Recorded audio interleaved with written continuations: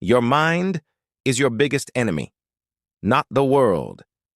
And today I'll tell you a story that can completely change your life. Most people feel tired, stressed, and lost. Not because life is hard, but because their mind is full of noise, doubt, fear, overthinking. It never stops.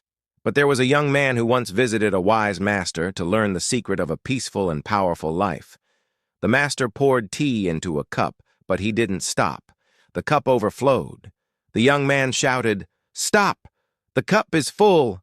The master smiled and said, "Your mind is the same, full of fear, full of stress. If you want success, first empty your mind. This simple lesson can change everything. When you let go of unnecessary thoughts, your focus becomes sharp, your decisions become stronger, and your life becomes clear."